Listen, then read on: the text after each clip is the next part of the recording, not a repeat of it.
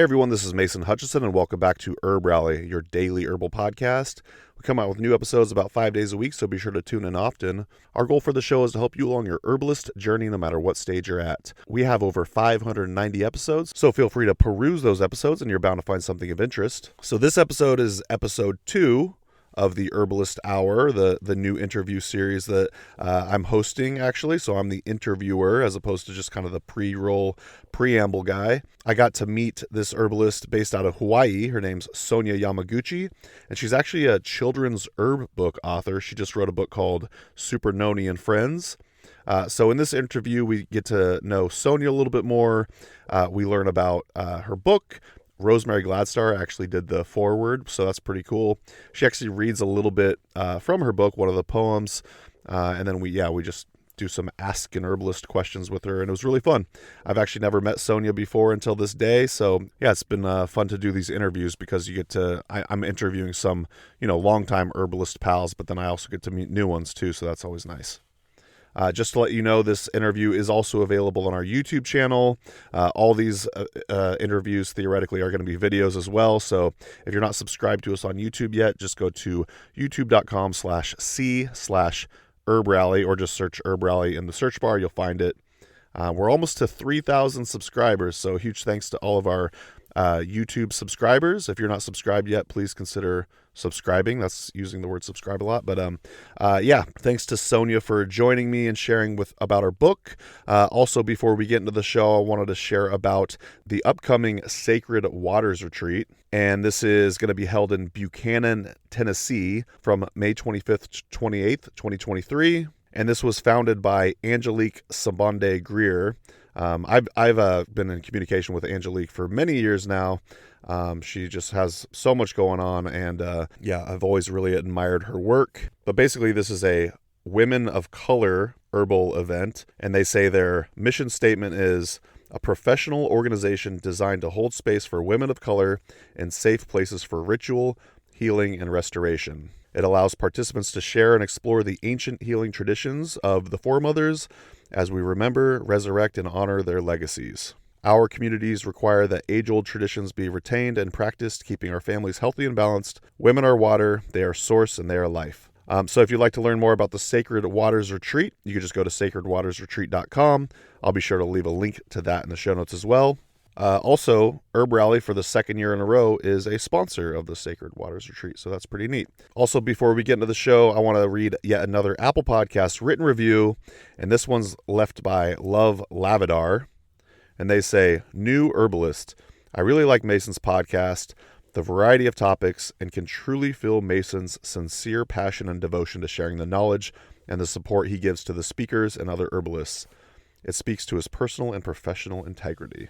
Thanks, Love Lavender. That means a lot to me. I am creating the podcast that I wished to have seen exist in the world, and herbalism has been essentially my life's purpose and passion since I've been pursuing it now for at least since I was like 21, so maybe it was 17 years. Yeah, it's it never gets old. You're never bored with herbalism because there's always something new to learn, and it's just filled with amazing herbalists and people. So yeah, I really appreciate it. If you have a moment and you haven't left us an Apple Podcast written review, please consider doing so. Always brings a smile to my face and supposedly helps with the discoverability of the show. So thanks. And last but not least, before we get into the show, I want to bring up the Herb Rally Schoolhouse.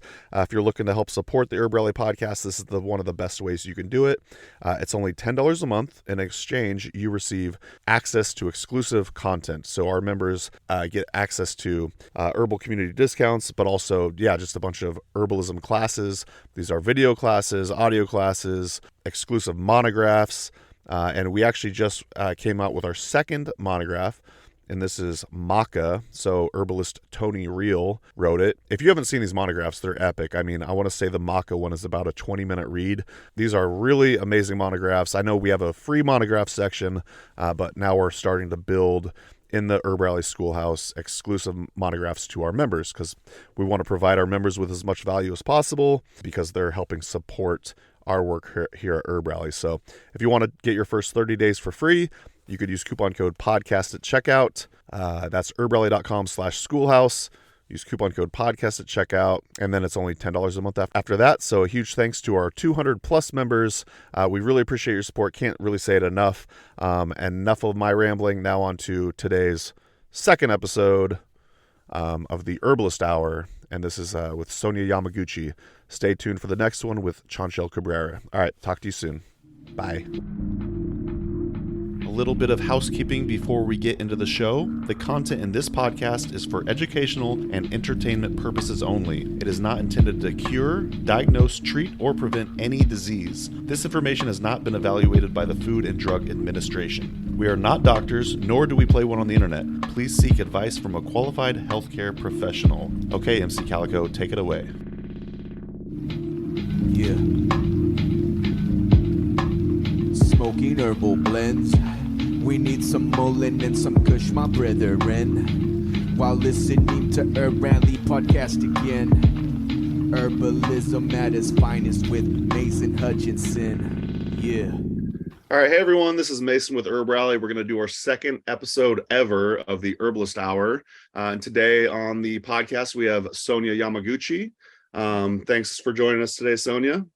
Yeah, thanks for having me. I'm so excited to be here and to talk about plants and to meet you and to share like that love with the global community. It's really exciting. Amen. And where are you? I am in Kaua'i, Hawaii. So I live on an island. It's called the Garden Island. And it's very true to its name. Yeah, there's plants and flowers everywhere. And yeah, that's where I am now. It's actually pouring rain. We're under a flood watch and it's just soaking in the earth. I can just feel it like filling up all the water tables and everything. So that's really nice. I'm here in Eugene, Oregon, and it's actually been raining all day here as well, which is no surprise. We're kind of known for that. I wanted to do this interview somewhere at some park, but it did not work out that way because it's been raining all day. Yeah, you said you're in Hawaii. I know you just wrote this book, and we'll probably chat a little bit about that. But before we get into the new book, I kind of just want to get some background on you, like who were your first herbal mentors? Well, how did you get into herbalism, and just kind of tell us about that journey. Yeah, and I think it's kind of a common beginning, my story that most herbalists have, like just falling in love with the plants at a young age. As a child, I grew up along a river, and to get to my house, you had to drive down a dirt road, and I had to walk that road as a young child. And so I inevitably started talking to the flowers and the trees and had a special like secret shortcut. And so that kind of like instilled, started that love of plants in me. And going through a rough patch when my parents split up, the trees were always my most loyal companion. I could climb them and just like feel so supported by the trees, when I was a young girl. And that's pretty much where it started. And then as a teenager, I started to think about what type of education I wanted. And so I was like, man, I really want to study herbalism. But at that time, there was no teachers in Hawaii and there wasn't any online courses. So I kind of put that on the back burner and went to massage school, practiced massage for many years. And then I had 2 children. And with the birth of my daughter, my second child, I started to be like, like they get coughs and colds and scrapes and bumps and all this stuff. And I was like, man, I wish I could just go outside to my garden and know what I could use to help treat my family on a day-to-day, basis. And so I started to look into it again, looking for teachers. And I found Rosemary Gladstar's course online, The Science and Art of Herbalism. And I was like, if I'm going to learn herbalism, I might as well learn from the grandmother herself. And so I enrolled in that course. And then right around the same time, a Hawaiian La'au Lapa'au teacher showed up. And so La'au Lapa'au in Hawaiian means, herbal plant medicine. And so I started taking in-person classes as well. We met once a week. And I studied with my kumu, my teacher, for 3 years. In a group, and at the same time doing Rosemary Gladstar's online course. So that took me about 5 years to finish because I was a mom and I was doing this other course as well. So yeah, that's kind of my background in it so far. Yeah, I love it. I feel like a lot of people's stories, somewhere along the line, Rosemary Gladstar is involved in there somewhere. Yeah, for sure. Yeah, and I just related so much to like her, her bubbly, bright spirit when it came to plants. And I just connected with her and like her folk medicine style, and you could just see that sparkle in her eye when she talked about plants, and it just ignited that in me as well. So She still has it too. And she does. I've actually taken 2 apprenticeships myself, both here in Oregon, but it's been a few years since I've taken an apprenticeship, and Amanda and I think together are going to be doing the science and art of herbalism here. So I'm super stoked to get in on that. Yeah. It's great. There's a lot of, I like it because I could do an online and in person, like not in person, but at home, like with the books. Yeah. And then it was all like, projects. So I got to like make a ton of medicine and submit, homework. And it's actually a funny story. Like the end of my course with her, at the very end, you have to submit like a materia medica, right? For all the plants you learn. And honestly, I kind of failed because I was like learning about these herbs, on the mainland in the States, but we can grow some of them here, but not all of them. So I started to create my own materia medica with local medicinal plants. And then that's kind of how Super Noni, my book, was born. Because I honestly, materia medica too, like it's kind of boring for me personally. It doesn't really like speak to my heart or stimulate, something fun in my brain. So I thought, how fun would it be to write stories about plants from the perspective of them as a person? So Super Noni was born from that, like, oh, I got to submit something for my final homework. Hey, Rosemary, I wrote these stories about Native Hawaiian plants. Can I submit that? And she was like, sure. That's cool. That's a nice segue, actually. I did notice that Rosemary actually gave you the foreword in your book, which She is did. super epic. That was like, that was like a green big stamp of approval on my book for sure. I was so delighted. I was like, my hero like read my book and wrote me a foreword. It was just like such a gift and such a blessing. Yeah, I'm so grateful. That's super cool. Did you want to read one of the stories from your book?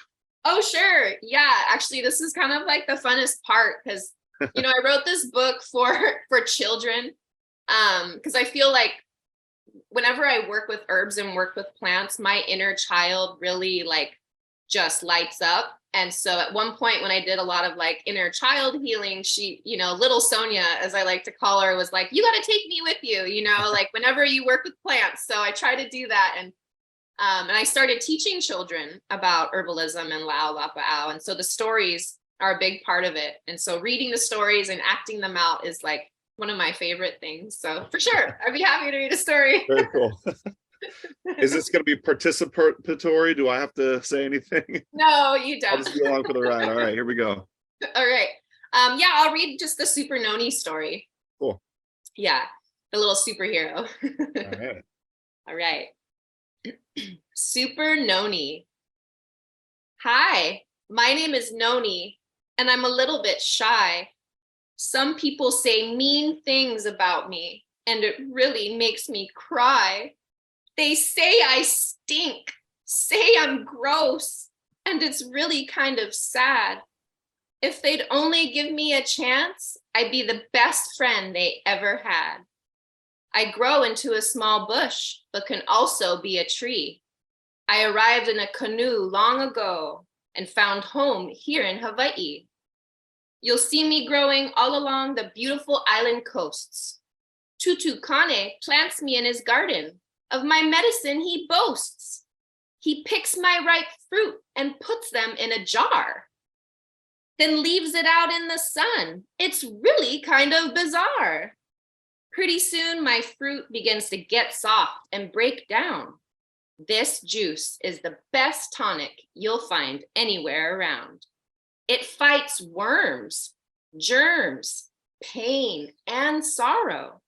It will give you strength and endurance to live a better tomorrow. The benefits of this juice are too many to say. Just get past the smell of it and drink it while you pray. There's one more thing I want to say to you before you off and go. The little eyes on my fruit are rather special. Did you know? Each eye is formed from a single flower, and my one fruit is many fruits. This gives me so much power. All my eyes come together to make up one big fruit. So when I go inside your body, I can see what gets the boot.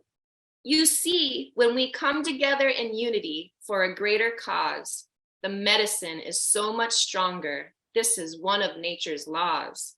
So the lesson here is not to judge a fruit by its stinky cover. My name is Noni, and I'll care for you, a plant friend like no other. There he is, Super Noni. He's a superhero. He's holding his little flower, and he's so cute. Very cute. And do you want to tell us about the illustrator? Yeah, so Paige is amazing. She works here in Honolulu. She's actually, Paige Guglielmana. She's a coordinator for a children's after-school educational program with like Hawaiian cultural activities, and she's a botanical artist. She also does, she's got a fish series that she's working on now as well, like local fish. And she's just, she's a treasure. She brought these characters to life. You know, I wrote the stories and had a vision in mind of these characters, right? And she just brought them to life. You know, there's Super Noni, there's Mama Mamaki, there's King Kukui, you know, he's the king of the trees. There's Tender Eva Eva, which is the maidenhair fern. And she's very like tender and soft and hides away. So I wrote the stories about these plants so that they would really, their characters, their personalities would come out. Because I felt like, you know, our brains interpret stories differently when we hear stories. And that's been the teaching method for, you know, centuries, right? Storytelling. And so it ignites something different in our mind. We start to see the character, we can see them come to life, and then we can connect with that character as well. And then, wow, you know, that plant is just like me, like, you know.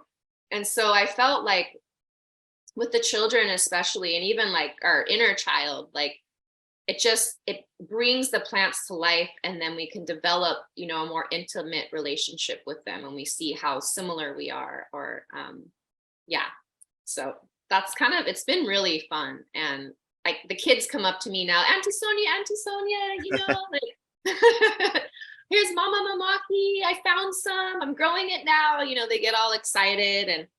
And I feel like, especially the children, when they start to develop a relationship with the plants that are growing around them, and they start to see, like, not only are they beneficial for medicine, but they're friends, that they'll care for them and care for the environment that they grow in, you know, because you would never go outside and destroy your friend's house if you love them. And, you know, so you know, long-term vision is like, it'll instill in the children a love for the earth and for the plants that grow. Yeah. I love that. I could tell that you really aren't a fan of the materia medica. You love getting out there and actually hanging out with the plants. And I had the same experience in my early herbal journey. You know, I was reading books and hanging out with a lot of cut and sifted dried herbs and jars and stuff. It wasn't really until I went out into like the old growth forest of Oregon that I started having relationships with these plants. And we went out on a hike just 3 days ago, and it was so nice to get back out there. You see little signs of spring, but I'm just so looking forward to the plants popping out and getting to hang out with them again, you know. Yeah, and that was something Rosemary talks about a lot too, which I love. And that's how I wrote the stories. I would go to where they were growing the plants and sit with them and just kind of, you know, ask like, okay, like, I'm here, like, what do you want to say, you know? So, and then I would write, especially King Kukui. There's a native tree, the candle nut tree, kukui nut here. And I was like, I wrote the story, and then I actually read it out loud, and I got like a big no. And I was like, okay. So I started over and then read it out loud again, and then it was like a yes. So it was like really fun to get to know the plants in that way, just on a more like emotional level. Yeah. Totally. Instead of just like, more like, you know, what's that called? Like in the kitchen, kind of. Yeah. Mhm. I did want to ask, is noni a fruit that I would know? Is that like a superfood? You know what I Yeah, mean?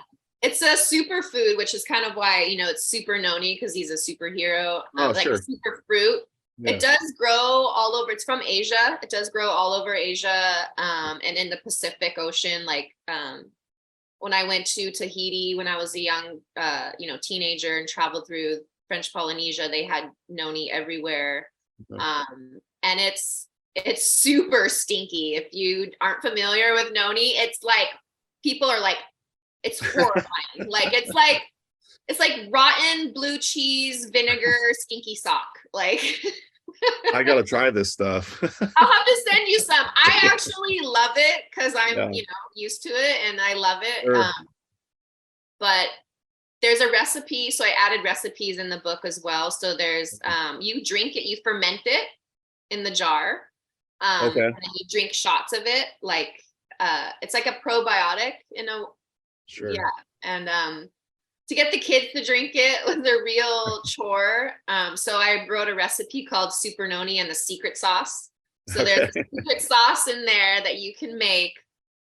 Grapefruit juice helps to kind of neutralize the Mm. smell and the flavor a little bit. And then, you add like orange or tangerine juice for sweetness. And the kids would throw it back, or some of them would be like, oh my gosh, what is this? And it was just so fun to like introduce it to the kids too, and to see their reaction. Yeah. So But it's already stinky, and then you ferment it, and then I can only imagine that it builds on its smell right there. yeah, there's a lot of, in the islands, there's a lot of businesses that make like noni leather, or you can use it for bandages as well. Like the leaves make a wonderful tea, like a tonic as well. Cool. Yeah, it's an all around, like everyone's got to have it in their yard kind of a tree. Yeah, I'm stoked to give it a try. We were going to ask you some of these Ask an Herbalist questions, but I also wanted to know if you could speak a little bit about blue vervain. Are you able to speak on that a little bit? Maybe how it's used in Hawaiian medicine, or? Yeah, so in Hawaii and La'au they call it Kaua'i. And what we have here, we do have a native one that like the leaves are just really, really small and the Mhm. flowers are really, really small and like a light lavender.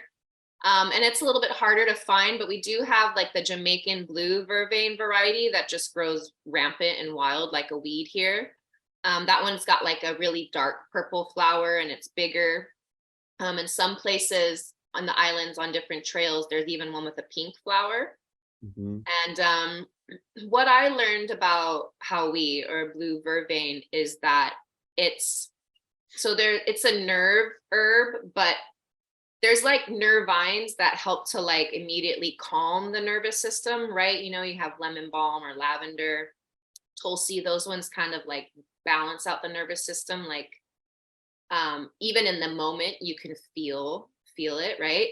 So what I've learned about blue vervain is that it feeds the nervous system. Like it helps to replenish it so that your nervous system can draw from it. It's like a place to build up your reserves. Like it feeds the nervous system. It heals it on a deeper level. And so I look at it as like nerve food, Cool. Yeah. Yeah. And then locally it's used for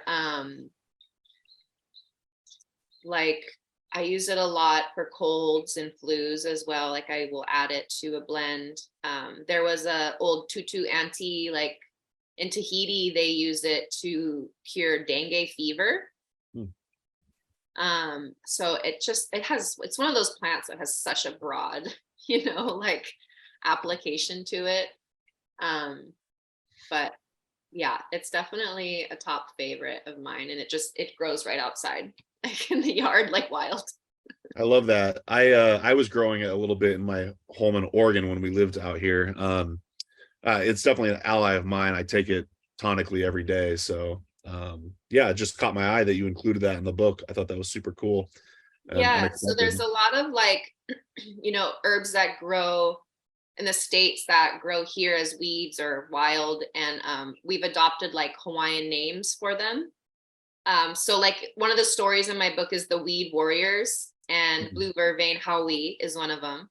And the other two is Gotu Kola, or Pohekula, as we call it in Hawaii. And then there's also Plantago, like Laukahi. And we call that Laukahi. Or plantain. Yeah. Yeah, sure. Yeah. So we have Hawaiian names for a lot of the familiar herbs. Mm-hmm. I know you're familiar with David Bruce Leonard. He actually wrote a monograph on Gotu Kola because it's one of the herbs I'm pretty sure he uses quite a bit in Hawaii. So, yeah. Sweet. Well, thanks for reading from the story and telling us about Super Noni and Blue Vervain. Shall we get into some of these Ask an Herbalist questions? Yeah, that'd be really fun. Cool. I'll just kind of start from the top. I love this one, and everyone kind of has a different answer, so I'll be curious to hear what you have to say. How long did you study plant medicine before feeling qualified to call yourself an herbalist? That is a good one, and that's something that like I grappled with, so I eventually, before I felt like that confirmation that I could call myself an herbalist, I would just call myself an herbal enthusiast. And I sat with that for a long time. And then I felt like once I received, my certificate from Rosemary Gladstar's course, that I could call myself an herbalist. And then also having the blessing from my Hawaiian kumu teacher. When I wrote my book, I asked for, his blessing on it and permission as well. And so when he gave me that like go ahead as well, I felt like, okay, I can call myself an herbalist. But that was like, at least 5 years in the making for sure, before I felt comfortable calling myself an herbalist. I love it. Yeah. And I know like a lot of people will kind of adopt that term, like, oh, healer as well. Like you hear that, it's kind of a buzzword now. And honestly, it kind of rubs me the wrong way, because I always feel like people like, oh, you're a healer. I'm like, no. The plants are the healers, right? Oh. Like I feel like the plants are the real herbalists, and I'm just like the middleman, So I feel like calling myself a herbalist, I feel like it's just a representation that I'm a good listener. You know, I know how to listen to the plants, and I know how to listen to people. And so if I know how to listen to the plants and the people, then I can hear what both of them are saying, sometimes even behind the words. And then plants don't use words, so you have to listen in a different way, right? And then I'm just the matchmaker. Yeah. Do you have a clinical practice, or is that kind of not your realm? I don't have a clinical practice, but I do dream of having one day. And that's kind of like in my future, my future goals. Yeah. I do have another book in mind that I wanted to put out before I, start down the road of going to clinical herbalism school. Yeah. Totally. Yeah. They're all just different levels, right? I mean, yeah. My brother calls me an herbalist. I like herbal enthusiast, but I totally feel you. Yeah. As long as we just operate within the scope of our knowledge, Right. Yeah. I'm kind of, sometimes I feel like I'm already kind of practicing in a way, but not officially, because people will come to me and ask, what can I use for this or that? Or can you make me something? And yeah. So then I do make remedies for my community and stuff too. So I'm kind of like starting down that road, I think. Oh yeah, for sure. What is the most versatile herb that you use and would recommend due to its versatility?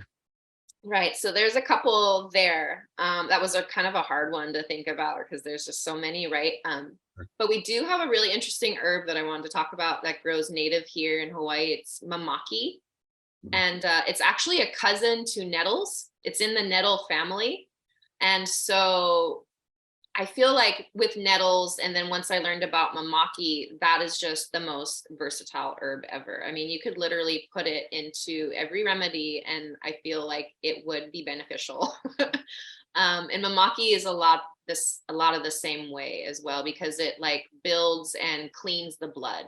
And that's just pretty much like, you know, the life force is in our blood. It's like if your blood is taken care of, it feels like everything else just has that positive domino effect. And then also the other herb I use a lot that I'm learning more about the versatility of it is Tulsi. You know, initially I used it as an adaptogen, and but then come to find, you know, I started adding it in a lot of my children's remedies as well for colds and flu. And then when I had COVID, I felt like Tulsi was the one herb that turned my brain back on after having COVID and the brain fog and all of that. So I feel like Tulsi is another one of those herbs that just has such a wide appeal that you could literally put into every remedy and it would be, beneficial. So you said the nettle one, is that called mamaki? Mamaki, yeah. Is it like nutritive? Do people eat it like a food? You know, I add it into soups. I do, because it has a slippery element as well when you like eat it in a soup, like in a food, so it can kind of like clean out the digestive system, but it's mainly used as a tea. Okay. Does it have the stinging hairs? No. Oh, okay. Did you include that in your book? I did, yeah. So there's Mama Mamaki. That's right. I did read a bunch of your book actually, so it sounded familiar to me. So yeah. Very cool. Oh, this is a juicy one. What does the herbalism industry need most right now to evolve positively besides more herbalists? I love that one. That's such a good one. Because I feel like it's becoming so popular and it's just like taking off, right? And when things start to like take off, you know, sometimes things can sprout up where it's questionable. You're like, is that, you know, like in Hawaii, we were raised around the culture that you do everything pono. So you do everything like out of respect for the land, out of respect for your elders, out of respect for how it's going to affect future generations. And so, you know, that's why I always ask for permission before I harvest herbs or give thanks and teach the kids that type of respect. And so I feel like that's really important to think about as well, like moving forward as herbalists or people that are plant enthusiasts. Another thing I would love to see and that I'm working with other women in my community is to develop like community pharmacies. So like community gardens. There's a wonderful herbalist here that I went to school with, you know, La'au school, and she's like planted this beautiful herb farm, and it's her vision to like be able to get it out to the people, like local people, so people know like they can come to her garden and pick what they might need for their family. And so I feel like having an herbalist maybe in every home or in every neighborhood is what I would love to see moving forward, like bringing it back to like just a common thing that we all practice, you know, like as part of our lives. Like you know, we can, especially in today's modern world, we can put a lot of like shininess on it, like, oh, I'm an herbalist, you know, but I feel like bringing it back down to like, you know, into every home or like every neighborhood has a herbalist and they have a big garden and they share their garden with the people in their community whenever they need to come and pick herbs is what I personally would love to see. Amazing. I love that vision. Is there any way we could plug that person where we could find out more about her project? Or yeah, her name is Madeline. She's on Instagram right now. I'll send you the information so we can link it. Yeah. But, yeah, she's really doing something special for sure. Yeah, I know an herbalist in Charlotte named Brandon Ruiz, and he was running something for a while called the Charlotte Herbal Accessibility Project, something like that. And it was a very similar mission, it sounds like. And yeah, I just love that idea so much. Yeah, I think her handle on Instagram is Wild Ways Collective. Okay. Yeah. Very good. Yeah. Yeah, an herbalist on every corner. Yep. For sure. Yeah. In every home. Yep. So here's kind of a vague question. What herb surprised you? Yeah. You know, I think plantain surprised me the most. We call it laukahi here. And I feel like I was so surprised by it because it literally grows like right outside. Like it's just a weed, right? You know, it grows everywhere. And when I started to learn about it, using it as a poultice for infections or for mosquito bites or, you know, anything like that, it just surprised me so much how effective it was. I used it with my daughter when she got stung by a bee. You know, she's like, ow, ow, ow, like screaming out of pain. And I ran out of the ocean. I had noticed I'd seen laukahi on our way down, right? I'm always like looking for it now to make sure I know, like in an emergency, like out and about, I can run back and grab it, right? So I ran out, I remembered where the patch was, rinsed it off, chewed it up. So we make a spit poultice. You just chew it up in your mouth and right, and you just stick it on. Yep. And so, yeah, I teach that to the kids too. They're like, what? I'm like, yeah, just chew it up and stick it on. And they're like, okay, you know, for bee stings, and it takes the pain and swelling away within minutes. Or, you know, mosquito bites. We have tons of mosquitoes here. It works so great for that as well. And then also I have a lot of gardener friends, and one friend got a dragon fruit, like cactus needle, like stuck in his knuckle. He's like, can you make me something, please? And I said, sure. So I made him a laukahi poultice, a plantain poultice. And within days, it brought it to the surface and we could pull it out. Wow. We do have a lot of like staph here as well, or like weird boils sometimes will come out on the skin. And my son had a really big one right here on his arm. And I just laukahi poultice for a couple of days. And then finally it brought everything to a head. And that sucker drained like I've never seen, you know, and then I also added a little golden seal to it, you know, for bacteria or whatever. But yeah, it just the pulling abilities to pull toxins out of the body and even like foreign objects is amazing.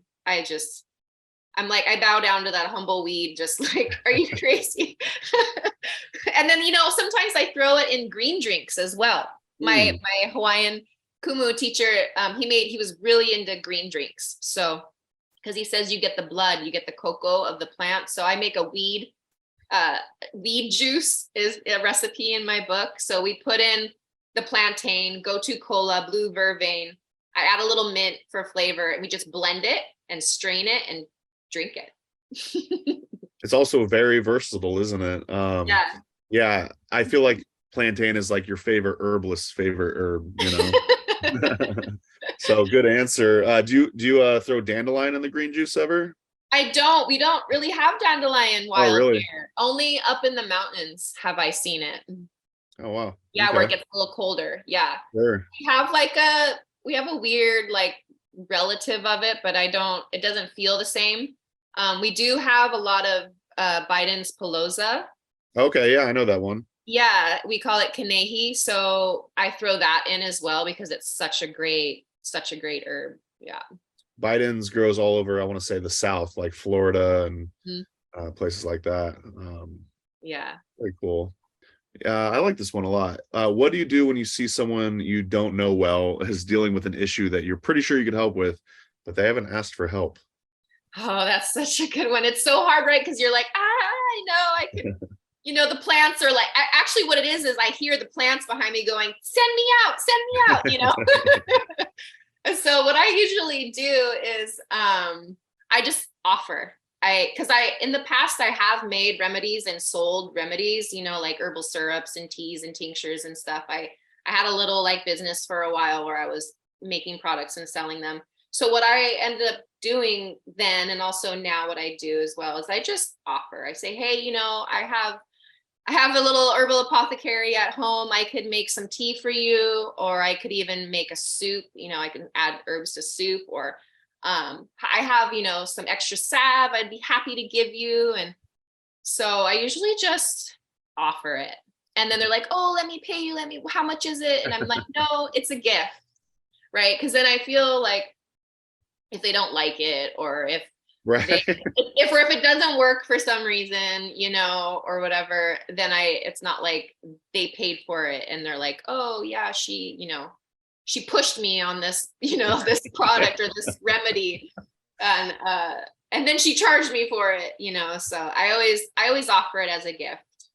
turning it into like a monetary transaction could probably ruin like the spirit of the whole thing. And I get the feeling with your demeanor walking up to people there, you're probably just so delightful. I'm sure that they don't feel like they're being judged or, you know, that kind of thing. So yeah, I'm sure you just come out there with trying to help them with the plants. And, you know, have you had experiences where people were put off by it, or Well, yeah, actually one time I have a really good friend. She's got two young ones who just kind of were getting sick kind of a lot. And she also had a cold, and it was like really hard for her to like keep up. So I offered to make her some tea. And I kind of like, I added some peppermint to it, which I probably shouldn't have because she was breastfeeding. And then her milk kind of started to dry up a little bit. And I was like, oh no, yeah. I'm so sorry. Like, just stop drinking the tea, you know? And so she stopped and it was fine and her milk recovered. But yeah, that was like the one thing. She was a little bit put off, but not long term. I ended up making more tea for her after that. There you go. And then sometimes, yeah, I'll be like, because my palate is so like just attuned to like the bitter, the noni, like all the different wild like herbal flavors that it doesn't really bother me, but like somebody else like angiographis or something like that is just like a no, you know. Whereas yeah, especially noni, people get turned off, but I'm like, if only you knew how much it could help, you know. But yeah. Good answer. Just let it go, I guess. Yeah. What is the first plant you remember having a relationship with as a kid? That's a really good one. Cause like, yeah, like my story, you know, I'd walk down my dirt road and talk to all the flowers and trees and stuff. And it's funny because this isn't even like a real herb, but I know that you can eat the flowers of like this orange lily. It grows wild here. And still like it pops up in different places. And it just, I know there's like the daylilies where you can eat the petals, and those are really fun to like, you know, add in. So I feel like herbalism or like our relationship with plants doesn't always have to be like, oh, I take this herb and then it helps me this way physically. I feel like with plants and especially flowers, like now like the image of a lily has like helped me so much in all of my like challenging aspects of life. Like when I was giving birth, I just envisioned like the petals of a lily, or like even now, like going through like challenging times, and sometimes I can feel my heart kind of start to constrict. I'll just lay down and do some deep breathing, and I can see like the petals of the lily of like my heart just slowly start to open up again. So it brings me back to that like childhood experience of just seeing this beautiful flower blooming out from, you know, all this green and whatever, and just connecting with it and being like, oh, I see you, you know.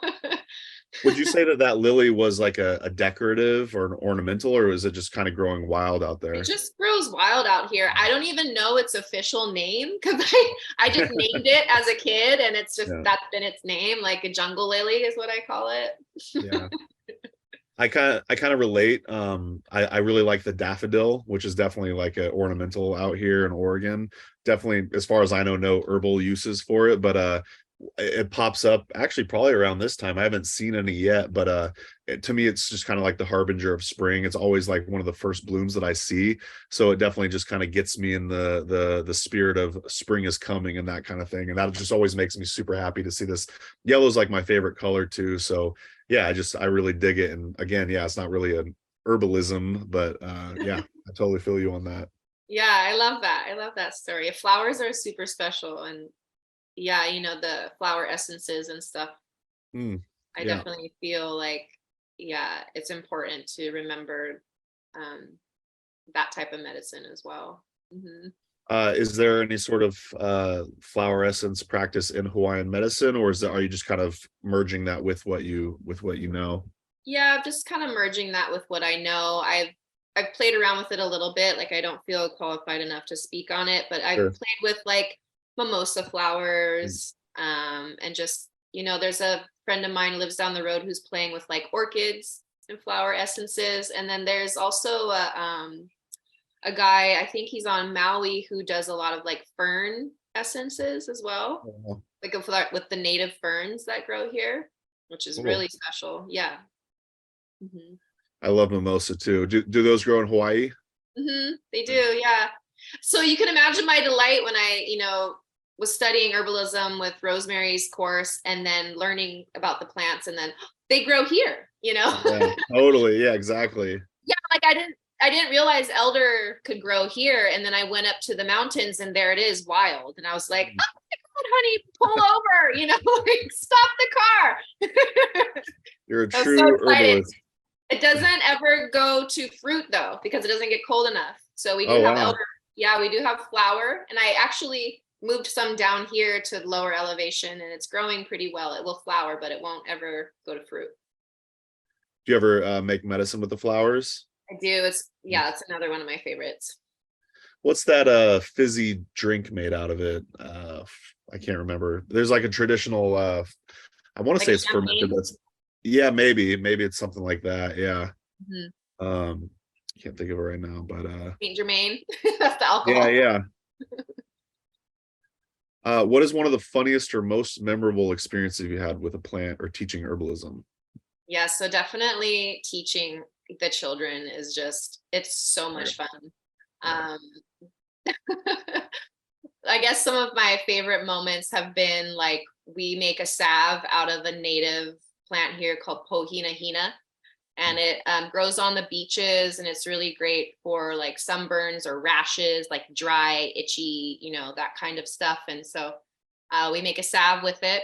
And I had one of the children come back to me, weeks later after we made it and said, Auntie, my cousin, had a rash. And so I put the Pohinahina, I put the salve on, and I did, like you said, to put your hands on and pray and like, put good love into it. Cause that's another thing I teach that I feel like is really important. Our hands are an extension of our heart. So when we're making our medicine or even putting medicine on somebody, we always want to fill it with love and good thoughts. And she's like, I put my love on it and then it got better, it healed. I was like, yay. She's like, yeah. So like seeing the kids, like, then hearing from their parents, oh, they have their own little like medicine shelf, where they keep their tea and the tincture and the salve you made. I'm like, yes, it's, that's it. And then another one that was really funny is they were like preschoolers, and I was reading the stories. So I developed like the stories about the plants, but then I was like, it would be fun to talk about stories about, just symptoms, like colds or flus or fevers. So I wrote a story about fevers, like a little poem. And, at one point I had mentioned in the story that you can get a fever sometimes if you have parasites or worms, and this little, 4-year-old interrupted me. He's like, my friend, my friend had a fever and worms, and the fever went away, but the worms didn't. I was like, oh no. They'll just like interrupt you mid, whatever you're doing, and just like relate their stories to you. It's just, I love that.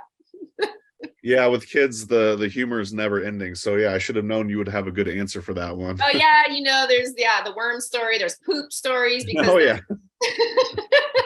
Our kukui nut tree, the candle nut tree, has a nut that is really tasty raw. It almost tastes like, like almonds, but it's a laxative.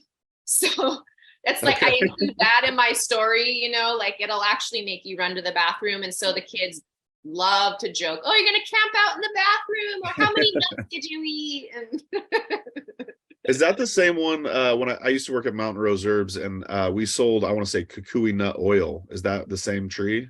Okay. Yeah. Did not know it was an edible food. Yeah, so when eaten raw, it's produces like a laxative effect, but you can cook it. Like, so in Hawaii, we cook it on the pan, fry it up and brown it and put it on poke, like fresh fish, and it doesn't have the same effect. What is one thing you do daily to practice your craft? Oh, that's such a good one too, right? Because it's like we're always building relationships with these plants, and the relationships evolve, and there's different circumstances and situations where you relate to the plant in a different way, or maybe you like trial and error. Like, so I make tea every day as part of that practice, just to keep learning about the plants and keep like logging, you know, experiences that I have with the plants to add to my, you know, my knowledge base. Because I feel like the plants, especially, and depending on who you blend them with, have a different application in the body. So still playing, I feel like, is really important to continue that playful like interaction with plants. So I'll go out to my garden and check on my plants and talk to them and try to make notice of what's happening, and you know, try to look for ways that maybe I can like help their growth, or ways they might be struggling and need attention, or just be like, wow, you're looking beautiful today, you know, look at you go. So just keeping that relationship going through interacting hands-on with the live plants, and also making tea and playing with different like possibilities of teas and blends and stuff like that. And just always learning, right? That's one thing I love about plants, is it's never ending. the Never learning. be bored. Yeah. Right. So it sounds like you do single herbs, but then you also work with different blends when you're making the teas. Yeah. Yeah, I love that. Yeah. Go ahead. One of my favorite things to do. So lately, I have a lot of like connections to California as well, because I was born in California, but I grew up in Hawaii. My family moved here when I was like 2.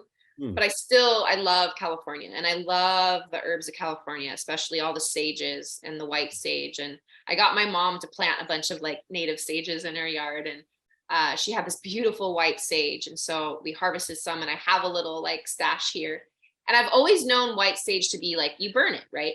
But I've been adding it into my teas, and I've been drinking it, and the like bringing it into like my body has just been a totally different experience that I'm just really loving. You know, the native like shumash way they used it was they would just pour a bowl, you put it in a bowl, 1 leaf in a bowl of hot water every night, and drink it every night if you're going through like a period of grief or anxiety, and you would only do that for a few nights. So I've been doing that, and you can just like feel it calming your spirit.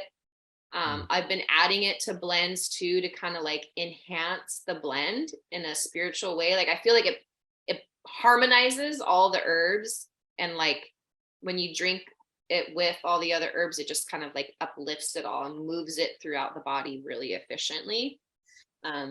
So yeah, continuing to learn as well and play has been really beneficial. I love that. Yeah, I can't say I've ever consumed white sage before, so Yeah, try it. yeah, I'll give it a shot.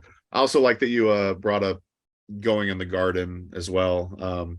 We asked my friend Tree the same question, and her answer was literally like 2 seconds long. She's like, I go in the garden. And I was like, yeah, that's a good answer. Enough said. Yeah, exactly. It's powerful. I'm sure you have quite the answer for this. What's your favorite way to introduce children to herbalism?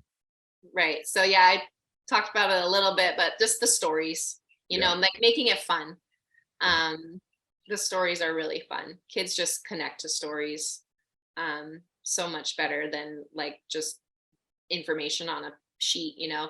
And so with my book as well, I have a link where you can download coloring sheets as well. So that was one aspect I wanted to include, is like, how much hands-on activity can we do as well? So the Paige, the artist, did black and white illustration. So like printing out the black and white coloring sheet and having the kids color it in while I'm reading the story, or I have recorded audio that can go along with the kids that are coloring. And then we do like, you know, getting the kids out in the garden with hands-on projects and stuff like that, like just involving them. And it's so amazing how quick they pick up on stuff. Like my own kids, you know, like immediately will just be like, let's go pick some herbs for tea, and we'll just do it once. And then they'll remember like where all the little wild herbs are growing, and they'll run out in the garden and make their own tea, you know, just after seeing me do it once. So yeah. Your book actually comes with a recording? Mhm. Okay, so in the book there's like an activity or a drawing activity, and then they could go do like a downloadable MP3 or something. Yeah, there's downloadable audio as well. So Oh, sweet. Okay, yeah, that yeah. adds a lot. Uh, Mhm. while we're on the topic, are you planning on doing like a second follow-up book to this? I would love to. So I my greater vision was kind of to be able to do a book like that for each like unique region in this United States, because I feel like getting to know like your local plants, right? Like your native ones to those areas is so important for cultivating respect and awareness of that unique environment. Um, so I wanted to do something for like the West Coast or the South or the East, and even like different, areas around the states. I thought would be really fun. I mean, I've already like can see characters like the white sage, like elderly man, or even like the elder plant. So yeah, we'll see if I get to travel around and get to know the plants in other places, Right. but it might just be a version 2 of Hawaiian plants as well. Right. There's plenty of plants in Hawaii to do it on, I'm sure. I know, it was really funny. Like, I don't really even know I decided on which plants, got to make it into the book. It was just Right. kind of like, I guess it was plants that I learned about like over and over again in my classes, and we just used, so I knew the plants very well. But there are like so many native ones that would be fun to add. Like there's one here that's kind of like our Hawaiian mullein, I guess. Hmm. It's fuzzy, and it is used for lung, for lung medicine as well. So yeah, we'll see. Very cool. Well, I'm requesting one for the Northwest and the Midwest. So, Okay. Well, help me uh, put together some plants. I know it'd be fun to. The usnea is totally. one that would be fun to do. Hmm. Oh, Usnia? Hmm. Yeah, totally. You probably didn't see this, but on my Instagram the other day, Amanda covered my whole beard in Usnia, and it was all found on the ground. So, like, no trees were harmed in the making of it. Right. Yeah, there's a lot of Usnia here in Oregon, so Western Yeah, we Oregon. have it growing here too, which is fun. It was another fun discovery. That's cool. Hmm. Yeah, so looks like we got one more question. So this is Amanda's favorite question, and it's what is your favorite part of being an herbalist, and what's your big why that keeps you learning and growing? Yeah, I think talking about it a little bit like earlier as well, like how just the ongoing discovery and like deepening that relationship with the plants, and always kind of being surprised, and playing with them is really important to me. Um, One thing that I've been really celebrating and that has kept me going is just like their reliability and their loyalty. I feel like plants are so loyal, like I can go outside in my garden and know like that plant is going to be there for me, and I know how it's going to affect me, and it does it every single time. Like Yeah. they're like, that's a really good friend, that you can always rely on. And that's one thing I've really appreciated, having that knowledge of plants, and what they can do for you and how they interact with us. And that comes with time, that comes with relationships, that comes with like any type of relationship. It's an ongoing communication, it's ongoing attention. Um, and it's one thing that's kept me going is, just they're so loyal and dependable. And I'm so thankful for that. I can't say I've ever heard it put that way. I really, yeah, it really makes you think. I've never really thought of them as like super reliable, but yeah, of course, that makes a lot of sense. Right. Like you can go out and pick an herb, or if you have one on your shelf, you know what it's going to do. You know Yeah. what it can do. Yeah. And it's just having that consistency and that reliability is, in a world that's just so, you know, turned upside down, or just whatever it is right now. It's so nice to have something you can rely on and count on. I love that. Mhm. Uh, I got this character right here. Cute. I was wondering what, yeah, I thought Yeah. you had an animal there. She's seeking attention right now, and she like is shoving her head against the table. And that's like moving the whole thing. So if you see, yeah, there you go. But that's Zilla. Wow. Well, thank you, Sonya. This is the first time we've actually met and hung out, so this has been a lot of fun. Has I been definitely fun. want to plug the audience. Definitely check out Super Noni and Friends. Did I get your name right? Yamaguchi? Yeah, yeah. Yeah. And now it's selling on Amazon. So it's super easy to find, or they can find me on Cool. Instagram as Yamamama. At And Yamamama. Any yeah. website we should link to as well? No, Is it's it on Amazon. Yeah. very good? Or there's Cool. also supernoni.org Okay. has the bonuses. I was selling books out of there, but recently I moved all the books sales to Amazon. It's That just makes it a lot easier. Yeah, it does. I know. Totally. Yeah, it Well, does. very cool. Thank you for joining the second episode of the Herbalist Hour. This is really exciting for me too. We the first one on Zoom, so I think it went really well. Yeah, any last words of advice or say anything to the audience or? I love you. We love you too. Yeah. And plants, the herbs are the real herbalists, you Yeah, know. Yeah. reach. I love it. Well, very cool. Yeah, like I said, you could expect this on YouTube as well as the podcast. So probably even tomorrow. So we'll see how that goes. But Perfect. Thanks so much, Mason. cool. It's been so great to get to know you. And I hope we get to meet in real life someday. Will you let me know if there's fun things happening on the West Coast that I can come and check out? I'd love that. Always, yeah, and unfortunately, we can't drive the RV across, the Pacific to get to Hawaii. But we definitely want to do like a herbalist trip out in Hawaii, and we'll definitely hit you up when we're out there. So Yeah, come to the Garden Island. I love that. All right, All right. Take bye. care. Bye. We could stay on too. Okay. Aloha. Yeah. And that's going to do it for today's episode. Thanks so much for listening to the Herb Rally podcast. If you'd like to hear more from us here at Herb Rally, we now have a text message community, believe it or not. Basically, it's just updates from us. We send about 1 to 7 texts per week, notifying you about new events, videos, courses, podcasts. You get the idea. It's pretty much like our email newsletter, just in text form. So if you'd like to receive text messages from Herb Rally, just text JOIN, that's JOIN, to the number 541-256-2895. Again, that's JOIN to number 541-256-2895. And to stop receiving texts, that's easy too. Just text STOP to the same number. It'll opt you out immediately. Okay, thanks again for listening. Have a great rest of your day.